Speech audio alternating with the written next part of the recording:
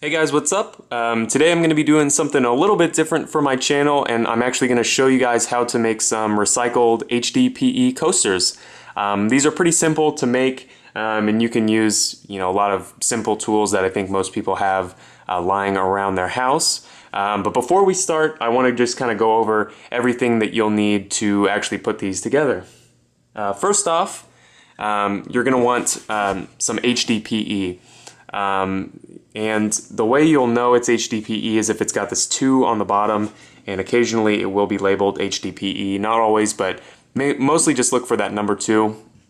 As long as it's got that number 2, you can use it, you can melt it down, and it'll stick to any other color of HDPE that you find. Good places to look for it that I've found, usually like a lot of shampoo and detergent bottles as well as milk jugs will be made of HDPE. And once you find the colors that you want, just make sure that it's thoroughly washed and cut into, like quarter-sized pieces. It will melt at any size, but I think that quarter size is just the easiest to work with. But you could make it larger or smaller if you wanted to.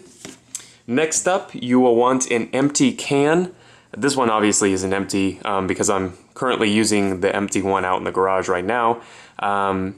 But the empty can will be the mold that you'll place these in, and will eventually end up determining the outer diameter of the coaster. So I like these chicken breast cans because, as you can see, they're larger than your regular, this is like a standard sized can. But you could use either. It's just whatever you want the outer diameter of the coaster to be. Alright, next you'll want some cork. You can find this at any hobby store. They'll sell it. These are even cut into little circles specifically for coasters. But you can just find this. It's pretty cheap. Next up, you'll want some glue, some really nice glue. This is Gorilla Contact Adhesive. And you want like a really nice glue because HDPE is typically, it doesn't stick to glues. And I'll show you how to make it stick later in the video. But you'll definitely want something that's got a lot of gripping power to actually put these together.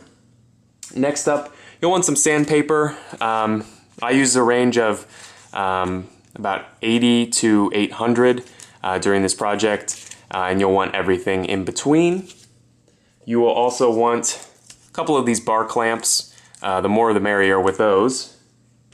And then you'll also want to cut out one piece of wood that is the same size as your can that you're using, as well as a piece of parchment paper or non-stick paper that's the same size as this. And I'll show you what that's for later. And then you'll just want another piece of scrap wood. This just aids with clamping. You can do it without it, but I think it makes it a little bit easier. Finally, some more tools that you'll probably want to, or you'll end up using, is a hand saw and some. I used a table saw and a belt sander, but those are absolutely not necessary. You could make them without them. It just makes the whole process go a lot quicker. So I'll be showing how to make these with both of those tools. But I understand if you don't have them, you could make these without them. So anyway. Let's go out to the garage and I'll show you kind of what you need to melt the plastic down.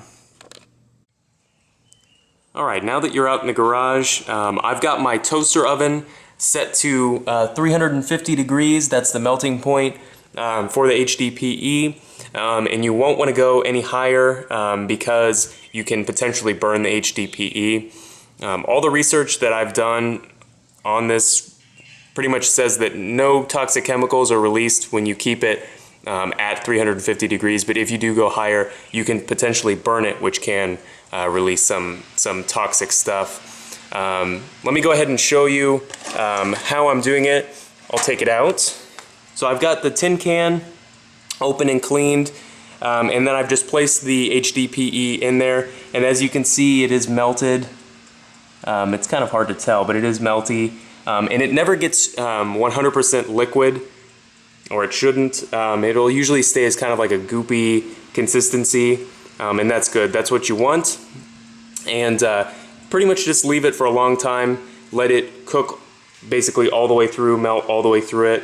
That's what I'm doing now, so I'll just place it back in there and leave it to sit at 350 for however long it needs to melt all the way. Alright, so the HDPE is melted all the way through, so you're going to want to get your piece of wood, your one that you've cut to the same size as your can, as well as the piece of parchment paper. Go ahead and take the HDPE out. You're going to place the parchment in first. It'll prevent the wood from sticking to it. Then you're going to take your wood piece and you're going to push it in. Press it down a bit. And what you're trying to do here is get rid of all of the air bubbles that are inside.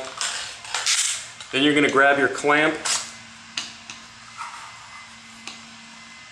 Very carefully not to burn yourself. You're going to start to press down. You're going to want to get it as tight as possible to try and remove all of the air bubbles. It helps to have a couple clamps, the more the merrier.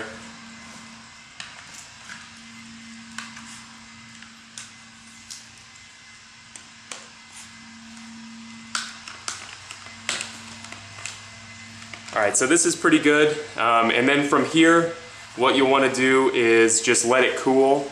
It will take a ton of time for it to cool off. I would give it several hours to cool completely before you come and try and open it.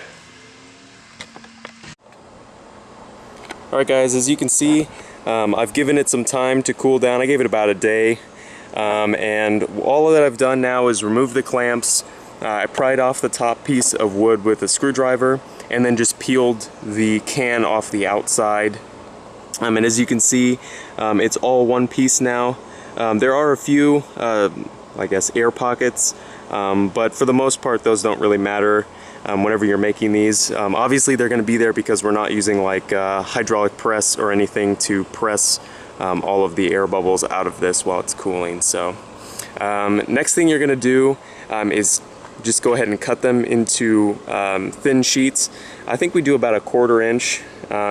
That's up to you what you want to do. I'm going to be using a table saw to cut that, but I would probably, you could do it with a bandsaw, probably easier, or a handsaw if you needed to.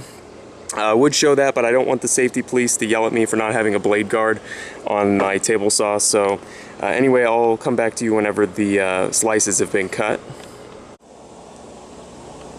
Okay, so I've gone ahead and I've cut all of them into their slices. As you can see, they're all cut. And then I've also taken them and I've sanded them smooth, or relatively smooth, on a belt sander.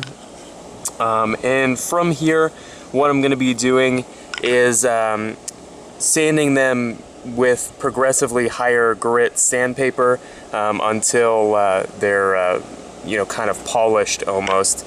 I think the highest I'll use is like 800 grit, and I'll come back whenever I've got them all sanded up and show you what to do from there.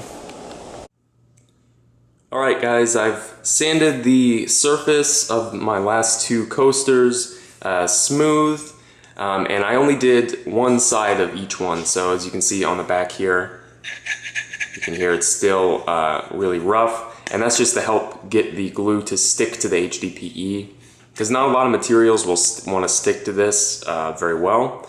And then another thing that I do to help is I will come in with a box cutter or an X-Acto knife, and I will put some cuts into the back, again just to increase the amount that the glue will want to stick to these coasters. Another thing I'll do too is I'll have the blade out and I'll cut kind of at an angle to give an undercut on these, again just to make the glue stick more. So once you've done that to all of your coasters, I'm going to be using this. It's just a Gorilla branded adhesive, if it'll focus, contact adhesive, and this has seemed to work for me, and I really cake it on all over the coaster. And then you'll glue a piece of this thin cork. I just got this at like the hobby store, and it's meant for coasters. I had to cut mine down a little bit, but it cuts very nicely, so it's not a big deal. And then you'll just glue it on there, and then I set it under something kind of heavy until it dries, just to make sure that everything's stuck on there. And then you should end up with something like this. These are ones that I did earlier, you know, and the cork part is not coming off. I mean, it's really stuck on there, and because of the thickness there, it kind of lets them sit up off the table, which I think looks nice. And of course, then it won't scratch your table as well. So if you have any comments or questions or anything, just leave them down in the comment section below, and I guess I'll see you guys later.